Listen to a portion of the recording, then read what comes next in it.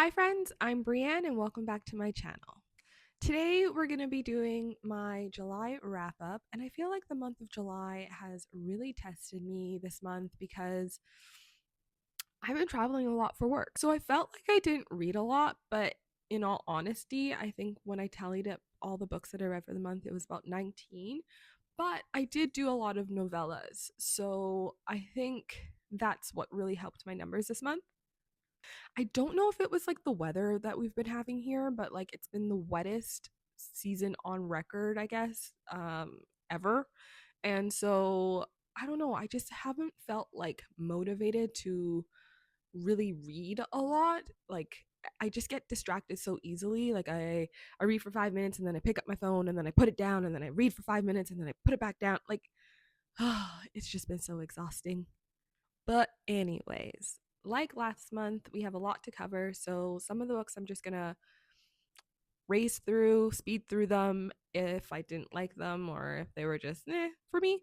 And others I'm gonna dive into a little bit more.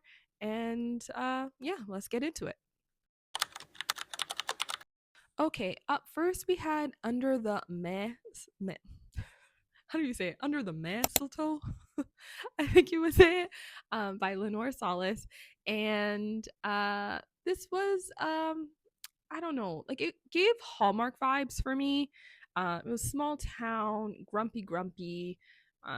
She's kind of helping out her sister in a pinch because her sister's injured, and her sister is like on the committee, the town that decorates for Christmas in their community.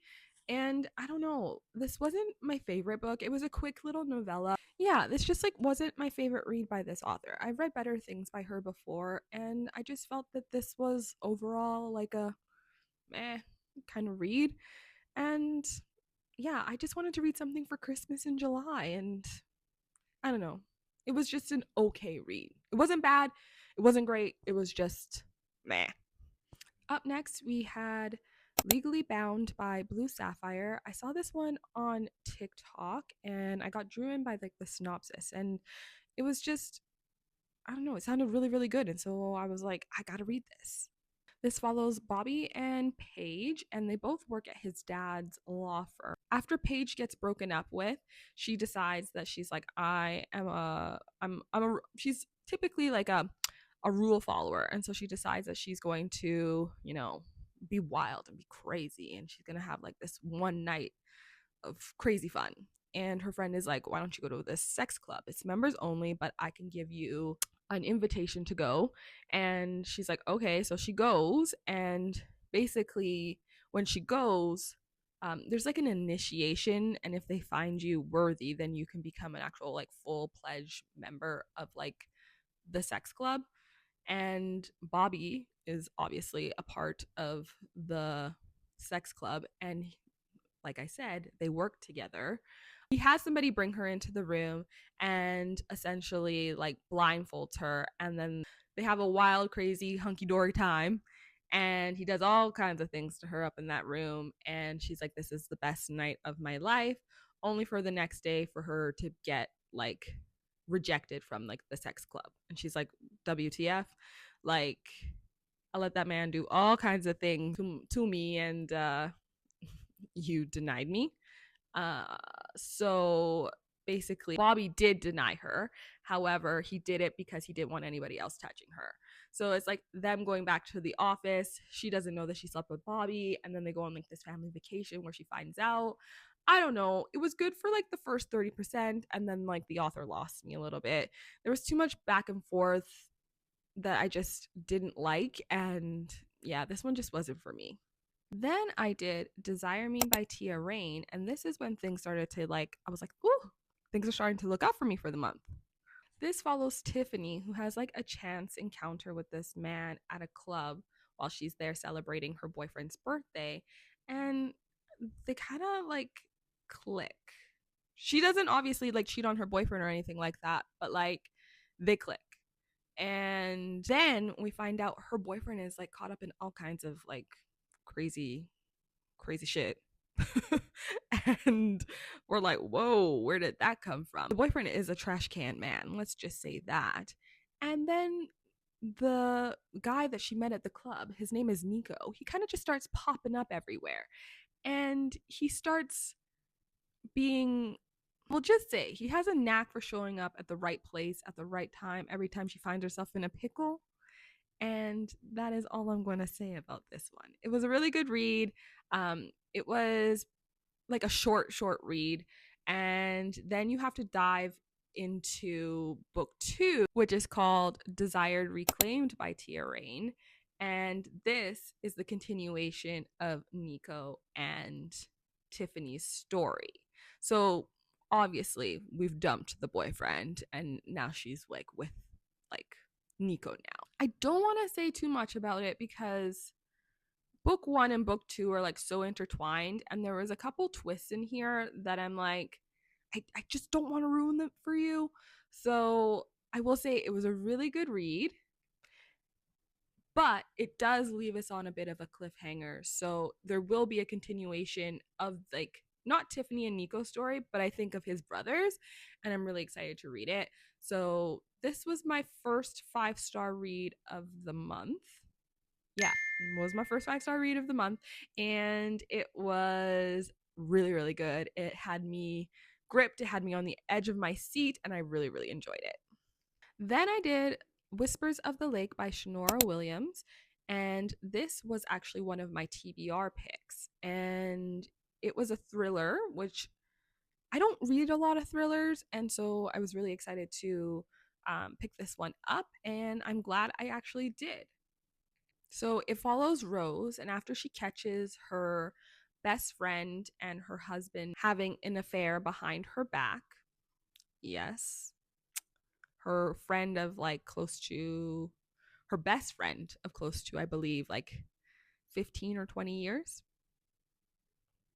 Yeah. This girl is just trying to like put her life back together when essentially she gets a phone call from her best friend's sister being like, hey, have you heard from her? Because I haven't heard from her in a couple of days, and that's not like her. I know you guys are on the outs, but she's missing and I can't find her. And I'd really appreciate if you'd like help me try and track her down. Now, Rose is better than me because I'm petty and I would have been like, nah, sorry, that ain't happening. So this follows Rose as she tries to track down the last whereabouts of her former best friend. And she tracks her down to this Airbnb in the middle of nowhere. And that's when things start to get kind of crazy, let's just say. I'm obviously not going to say anymore because this is obviously a thriller and I want you to go into it blind and have the best experience. But I will say I really liked the pacing on this. I will say it is a bit of a slow build, but it makes sense for the story because Rose is trying to retrace her friend's steps and try and figure out basically like what happened to her. Did she just like bug her off or did something actually happen to her? I did think this had a satisfying ending, and I would definitely check out like this author's work in the future. I really enjoyed it, and it was a nice surprise. Then I did Rich and Rotten by Jahquel J. And this one follows Tatiana, who is basically being forced into a marriage by her dad. And she decides that she's going to basically like run to her college boyfriend and begs him to like, let's run off together. I want to be with you. I don't want to marry this other guy. And let's just be together. So they have this wild, passionate night. And in the morning, when she wakes up, the guy is gone. Cut to 10 years later, and we find Tatiana trying to rebuild her life with her daughter after her husband, the man that her father forced her to marry, has now passed away. Her dad is like in all kinds of things that his hands shouldn't be in. Like, he's not a good guy. And somebody's like threatened his life. Somebody made an attempt on his life. And because of that, essentially her dad has hired a security company to protect the family. And who walks in the door, you might ask? Of course, it's Nazir. While I did enjoy this one, I think it was a bit slower than what I'm accustomed to by this author. And it also left on like this really big cliffhanger that I was just really confused by. I don't know. Like, I just had so many questions because it all kind of came out of left field. But some of the tropes in this one included secret baby, bodyguard, and this was a second chance romance. So I don't know. Maybe you might like it. Then I did The Protection Agreement by A. Akinosho. And this, once again, was a bodyguard romance. I don't know. I was just on a bodyguard kick, I think. And the FMC in this one was on the run from some really bad people who have been trying to kill her. She's under the protection of her brother, but there's been so many attempts on her life that her brother is like, if I don't do something like ASAP Rocky, my sister's going to die. So he comes up with this plan, and this plan is that he's going to basically send her to live with his enemy. And his enemy owns like the security company as well. That's what he does. He protects like high profile clients. And he sends the FMC to him for protection. And he thinks the last place anybody would actually look for her is with his enemy. This was actually a surprising read for me. I've never read anything by this author before, and I got this book for free. It was like available for free on one day, and so I snatched it up, and I actually liked it. I don't know what it is with like a bodyguard romance though. Like I'm just a sucker for them. I feel like there's always like that extra tension there where you're like, when's the next attempt going to happen? Like it's always fast paced. There's always somebody trying to kill somebody, and so I think that's why I really like bodyguard romances. And you always get to see like the MMC like in action, like hiya, like I'm gonna save you, you know. No, nobody else can. Just me. So the tropes in this one were bodyguard, it was an interracial romance, it was forced proximity, brother's enemy, and it also had hidden identity. Then I did It's Not Her by Mary Kubica. This was also a thriller, and it was wild. It follows two families on vacation, and Courtney finds her brother and sister in law murdered inside of their cabin. Not only have they been murdered, but their son slept through the whole thing, and their 17-year-old daughter is now missing. And this takes us on the journey of what actually happened that night. I feel like I'm narrating an episode of Dateline. But in all honesty, this book felt like a Dateline story. So, what I really liked about this story was that we get two timelines essentially. We get Courtney in the present, and that is carrying us on the investigation currently, like what happened to them inside of the house. We see them trying to find Reese, who is the daughter that's missing. But we also get the timeline from Reese in the past of what led up to the event of that night. I will say it started off very fast paced. The middle got a little slow for me, but the ending does pick up again. I will say all of the characters in this were insufferable. I don't think anybody was actually truly likable in this story. I know that sounds awful, but it still worked for the story. And I will say, like, everybody was guilty as fuck in this book. Let's just be honest. The ending, though, that had me gagged because I did not see that coming. And this is coming from your Law and Order SVU kind of gal. I did not see that coming. So if you want to read this one, I will say my one piece of advice is do not trust anybody and go in with an open mind.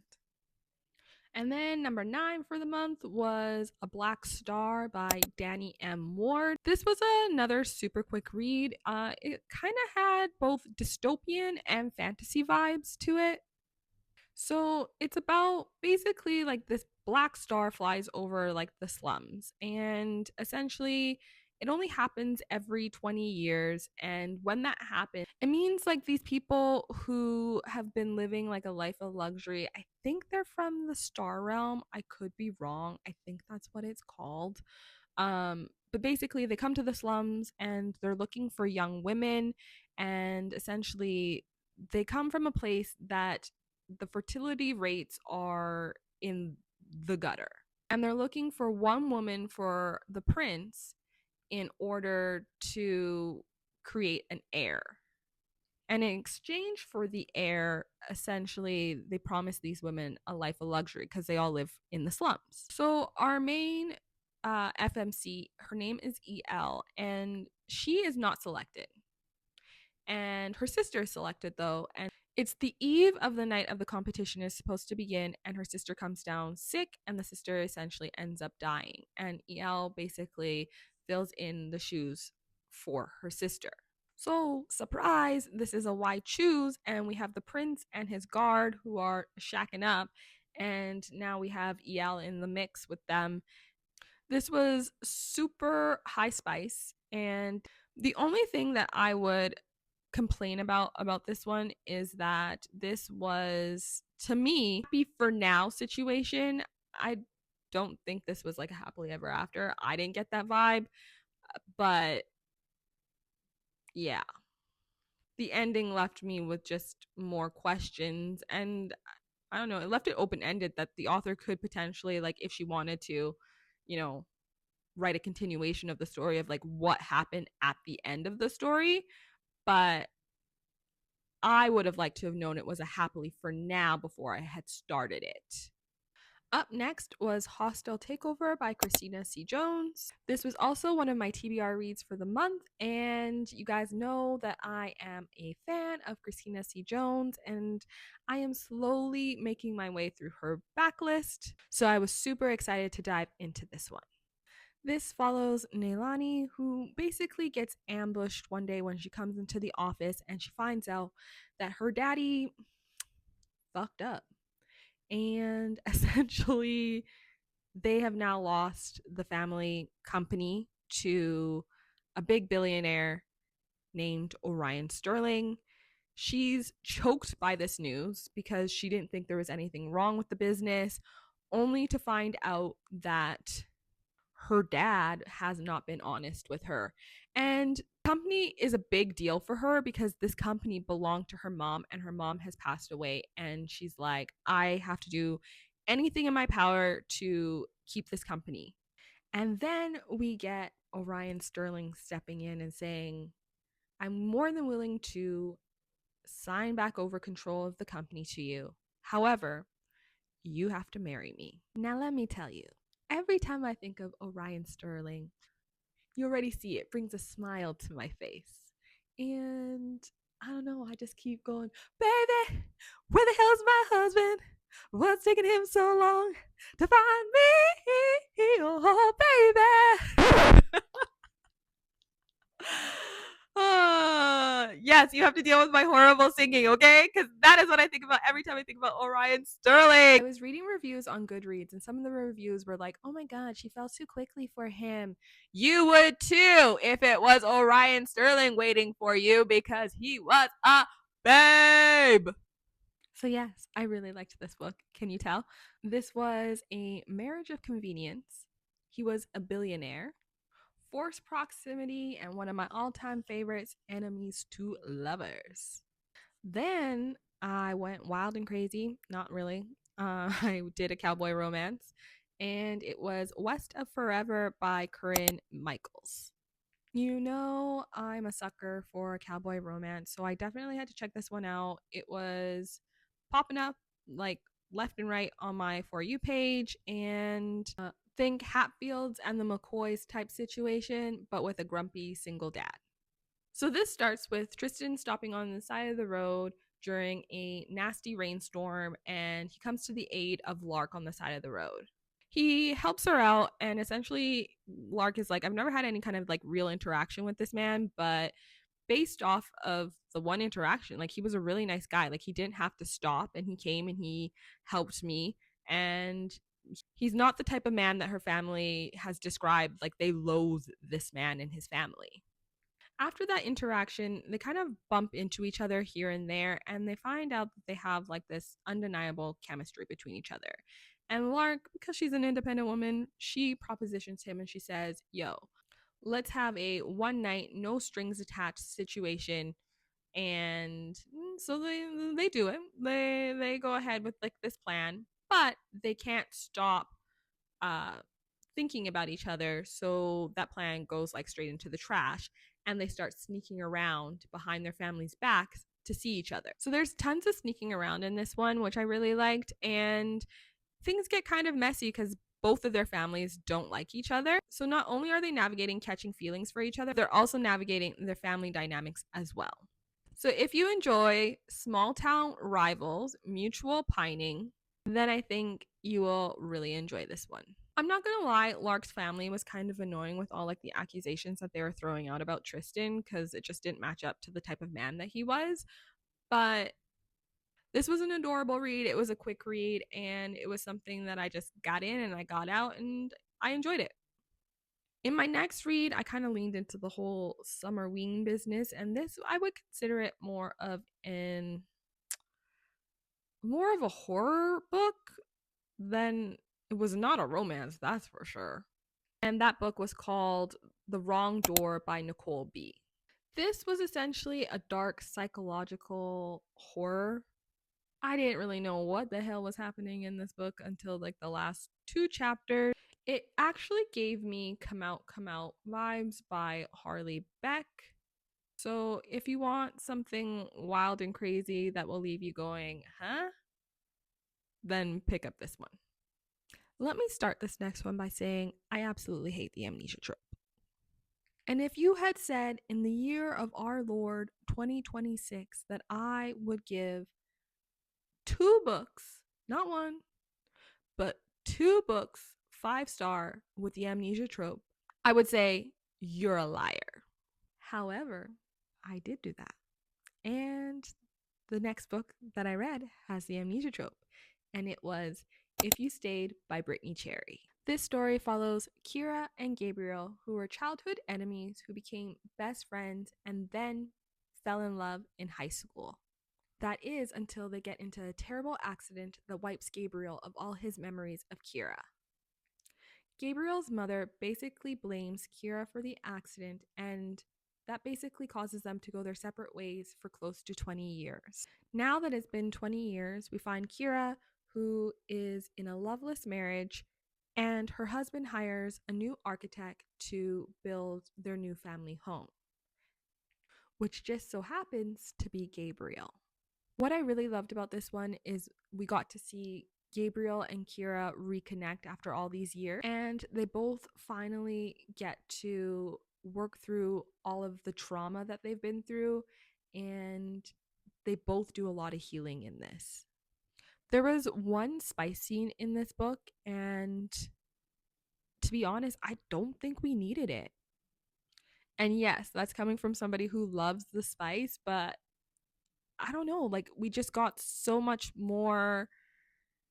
There was just so much history between these two that they needed to work out, and I loved watching Gabriel relearn to love Kira, and her, being like, this is the same man that I fell in love with when I was in high school. Like, he hasn't changed that much, except he's grown into a grown man. And it was just a really well done story.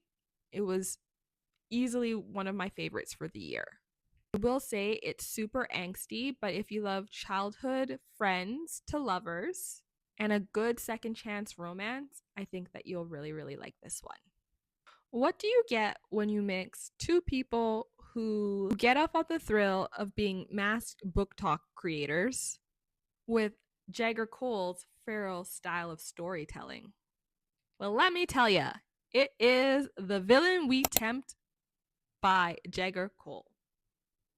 This follows Galena, who she calls herself the Velvet Villainess, who is essentially a mask talk creator that she made for book talk. There's too many talk. going on here. And essentially she makes content on campus at her school, but nobody knows who she is. That is until one night she goes to a party and she decides she's going to make content there, and she gets caught by Lachlan, who is the ghost prince, who is also a mask talk personality that all the girls thirst over. She doesn't know who he is, and he didn't know who she was until that night. Well, technically, she still doesn't know who he is. So as she's slipping back onto like her regular clothes to go back out to the party, she gets caught by Lachlan, the ghost prince.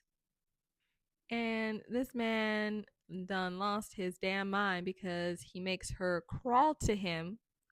Yes, crawl to him on the floor, or he's going to release the video that he took of her changing so that everybody on campus knows that she's the Velvet Villainess. If you love a story that blurs the lines between desire and destruction, then I would say Galena and Lachlan's World is definitely one worth diving into. The tropes in this one, he's morally gray. Obviously, he out here blackmailing people.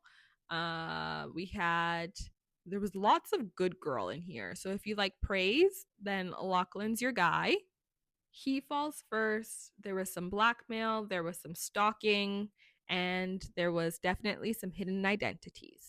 I needed a bit of a change of pace after that, so then I picked up a romantasy read that was called This Vicious Dream by Stasia Clark. This is about Medinia. I think I'm saying that right.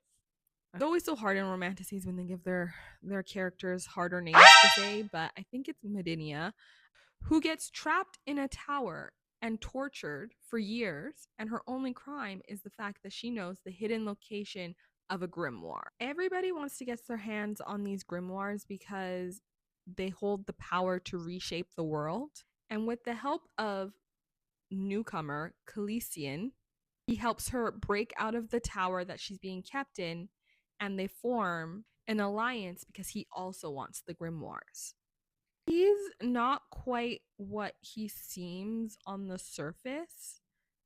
However, they both need each other to find these grimoires, and so this follows them on their quest to find them. What I liked about this one is that the world building was fairly easy. It didn't take too long to get into. The plot was fast paced, and there was really good tension and banter between these characters. I think I would definitely pick up book 2 in this one. Apparently, it's part of like, it's somewhat connected to another series that this author has written, so I might check that out, but I think I will definitely check out book 2. I was then on a bender for more romantasy, apparently, because then I picked up Lady of Darkness by Melissa K. Roehrich. This follows Scarlet, who is part of a ruthless assassin trio with her sisters until one night something goes sideways on a job that they're on, and she ends up being locked away in this nobleman's house because of whatever happened that night. Their boss is like, you need to hang out here because I can't trust you to go out on any other jobs because that last job really like messed you up. So in order to get back in her boss's good graces, he gives her a new job. And if she completes that job, she gets something that she's really wanted for like the last 10 years, which is the Fae Fire Prince, who is the man that is responsible for killing her mother. There's also another storyline going on while all this other stuff is going on in the story. And essentially, these children are going missing, and so Scarlet and her friends are on the hunt to find out who's taking these kids. So my thoughts on this was I entertained? Yes.